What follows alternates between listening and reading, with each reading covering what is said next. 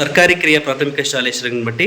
ನಮ್ಮ ಶಾಲೆಯಲ್ಲಿ 21 ದಿನಗಳ ಓದುವ ಅಭಿಯಾನ ಕಾರ್ಯಕ್ರಮದ 8ನೇ ದಿನವಾದ ಇಂದು ದಿನಾಂಕ 4/9/2025 ಚಟುವಟಿಕೆ ರಸಪ್ರಶ್ನೆ ಅಥವಾ ಕ್ವಿಜ್. ಈ ಒಂದು ಚಟುವಟಿಕೆಯಲ್ಲಿ ನಮ್ಮ ಶಾಲಾ ವಿದ್ಯಾರ್ಥಿಗಳು ಕಳೆದ ವಾರ ತಾವು ಹೇಳಿದಂತಹ ತರಗತಿಯ ಕೋಣೆಯಲ್ಲಿ ತಾವು ಹೇಳಿದಂತಹ ಕಥೆಯನ್ನು ಆಧರಿಸಿದ ಅಂಶಗಳ ಆಧಾರದ ಮೇಲೆ ಇಲ್ಲಿ ರಸಪ್ರಶ್ನೆ ಕಾರ್ಯಕ್ರಮವನ್ನು ಆಯೋಜಿಸಲಾಗಿದೆ. ಕಳೆದ ವಾರ ನಮ್ಮ ಶಾಲಾ ವಿದ್ಯಾರ್ಥಿಗಳು ತಾವು ಹೇಳಿದಂತಹ ಕಥೆಯನ್ನು ಆಧರಿಸಿದ ಒಂದು ಕಥೆಯ ಸನ್ನಿವೇಶವನ್ನು ನಮ್ಮೊಂದಿಗೆ ಹಂಚಿಕೊಳ್ಳಲಿದ್ದಾರೆ. ನಮ್ಮ ಗುಂಪಿನವರು ಕಳೆದ ವಾರ ಬಾಯಾರಿಕೆಯ ಕಾಗೆಯ ಕಥೆ ಹೇಳಿದ್ದೇವೆ ಸರ್. ಕಳೆದ ವಾರ ನಮ್ಮ ಗುಂಪಿನವರು ಬೆಣ್ಣೆ ಮಾರುವ ಗಂಗಮ್ಮನ ಕಥೆ ಹೇಳಿದ್ದೀವಿ ಸರ್. ಕಳೆದ ವಾರ ನಮ್ಮ ಗುಂಪಿನವರು ನರಿಯ ಉಪಾಯ ಕಥೆ ಹೇಳಿದ್ದೆವು ಸರ್. ಈಗ ಎ ತಂಡದವರ ಒಂದು ಪ್ರಶ್ನೆ, ಅವರು ತಾವು ಕಳೆದ ವಾರ ಹೇಳಿದಂತಹ ಒಂದು ಕಥೆಯನ್ನು ಆಧರಿಸಿದಂತಹ ಕಥೆಯ ಆಧಾರದ ಮೇಲೆ ಒಂದು ಪ್ರಶ್ನೆಯನ್ನು ನಾನು ತೆಗೆಯಲಾಗಿದೆ. ಈಗ ಎ ತಂಡದವರ ಒಂದು ಪ್ರಶ್ನೆ, ಬಾಯಾರಿದ ಕಾಗೆಗೆ ಸಂಬಂಧಿಸಿದ ಹಾಗೆ ಯಾವ ಪಕ್ಷಿಯು ಬಾಯಾರಿಕೆಯಿಂದ ನಲುಗುತ್ತಿತ್ತು? ವೆರಿ ಗುಡ್, 1 ಅಂಕ. Very good. ಬಿ ತಂಡದವರ ಕತೆ ಬೆಣ್ಣೆ ಮಾರುವ ಗಂಗಮ್ಮ. ಈ ಗಂಗಮ್ಮನ ಕತೆಗೆ ಸಂಬಂಧಿಸಿದ ಹಾಗೆ ಪ್ರಶ್ನೆ, ಗಂಗಮ್ಮ ಯಾವ ಕಾಯಕ ಮಾಡುತ್ತಿದ್ದಳು?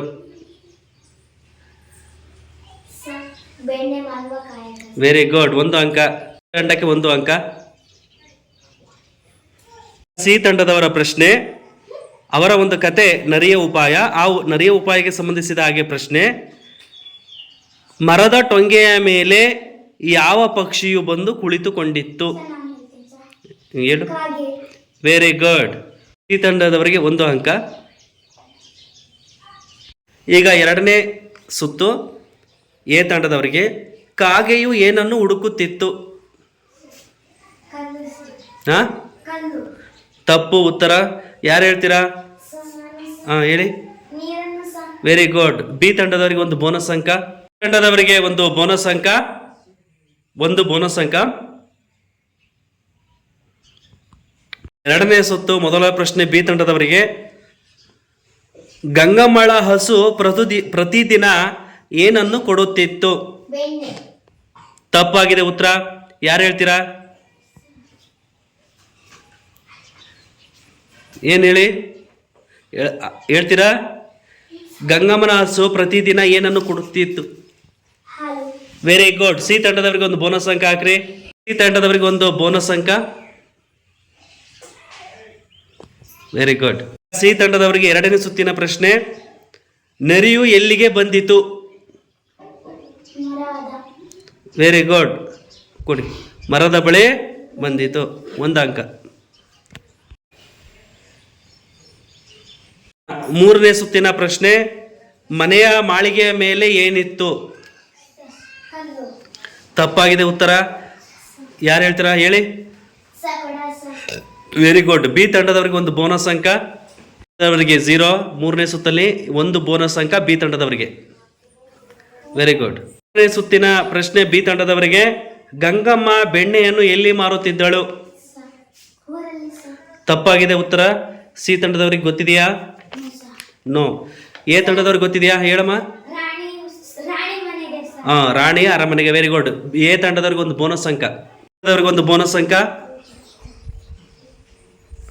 Very good.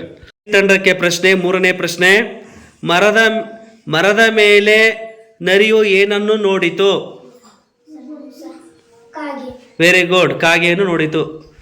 1 ಅಂಕ. ಸಿ ತಂಡದವರಿಗೆ 1 ಅಂಕ. ಸಿ ತಂಡದವರಿಗೆ 1 ಅಂಕ. 1 ಅಂಕ ಸಿ ತಂಡದವರಿಗೆ. 2ನೇ ಸುತ್ತಿನ ಪ್ರಶ್ನೆ ಎ ತಂಡದವರಿಗೆ, ಮಡಿಕೆಯಲ್ಲಿ ನೀರು ಯಾವ ಭಾಗದಲ್ಲಿತ್ತು? Very good. 1 ಅಂಕ. ಬಿ ತಂಡದವರಿಗೆ 4ನೇ ಸುತ್ತಿನ ಪ್ರಶ್ನೆ, ಗಂಗಮ್ಮ ಸಾಕಿದ ಹಸುವಿನ ಹೆಸರೇನು? ತಪ್ಪಾಗಿದೆ ಉತ್ತರ.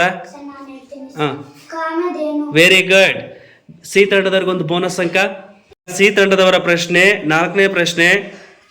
4ನೇ ಸುತ್ತಿನ ಪ್ರಶ್ನೆ, ನರಿಯು ಕಾಗೆಗೆ ಏನೆಂದು ಹೇಳಿತು?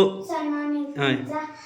ಕಾಗೆ ಕಾಗೆ ನೀನು ಎಷ್ಟು ಸುಂದರವಾಗಿದೀಯಾ, ನಿನ್ನ ಕಂಠ ಮಧುರವಾದ ಕಂಠ ಏರಿತು.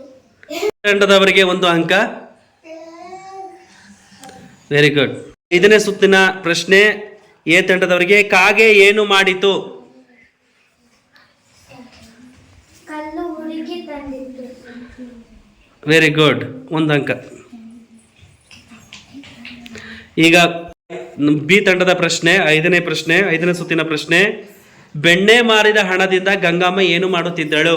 ಸರ್ ಗೊತ್ತಿಲ್ಲ ಸರ್. ಯಾರಿಗೆ ಗೊತ್ತಿದೆ? ನನಗೆ ಗೊತ್ತು ಸರ್. ಹೇಳಿ. ಹೊಸ ಹೊಸ ಹಸುಗಳನ್ನು ಕೊಳ್ಳುತ್ತಿದ್ದಳು. Very good. ಸಿ ತಂಡದವರಿಗೆ 1 ಬೋನಸ್ ಅಂಕ.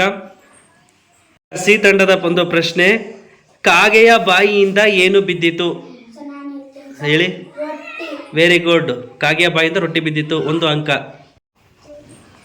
ಈಗ ವಿದ್ಯಾರ್ಥಿಗಳು ಕೊಟ್ಟಂತಹ ಉತ್ತರಕ್ಕೆ ಸಂಬಂಧಿಸಿದ ಹಾಗೆ ವಿದ್ಯಾರ್ಥಿಗಳ ಅಂಕಗಳನ್ನು ನಾವು ಕ್ರೋಢೀಕರಣ ಮಾಡಿದಾಗ ಎ ತಂಡದವರು 3 ಅಂಕಗಳನ್ನು ಗಳಿಸಿದ್ದಾರೆ. ಚಪ್ಪಾಳೆ ತಟ್ಟಿ. ಅದೇ ರೀತಿಯಾಗಿ ಬಿ ತಂಡದವರು ಒಟ್ಟು 4 ಅಂಕಗಳನ್ನು ಗಳಿಸಿದ್ದಾರೆ. ಚಪ್ಪಾಳೆ ತಟ್ಟಿ.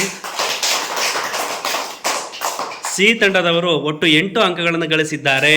ಚಪ್ಪಾಳೆ ತಟ್ಟಿ, ಜೋರಾಗಿ ಚಪ್ಪಾಳೆ ತಟ್ಟಿ. ದಿನದ ರಸಪ್ರಶ್ನೆ ಚಟುವಟಿಕೆಯಲ್ಲಿ ಅಥವಾ ಕ್ವಿಜ್ ಚಟುವಟಿಕೆಯಲ್ಲಿ ಸಿ ತಂಡ 8 ಅಂಕಗಳನ್ನು ಗಳಿಸುವುದರ ಮೂಲಕ ಪ್ರಥಮ ಸ್ಥಾನದಲ್ಲಿದೆ. ಜೋರಾಗಿ ಚಪ್ಪಾಳೆ ತಟ್ಟಿ.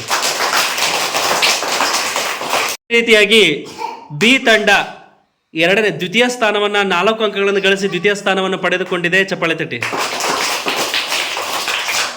ರೀತಿಯಾಗಿ ಎ ತಂಡ 3 ಅಂಕಗಳನ್ನು ಪಡೆದು ತೃತೀಯ ಸ್ಥಾನದಲ್ಲಿದೆ. ಚಪ್ಪಾಳೆ ತಟ್ಟಿ.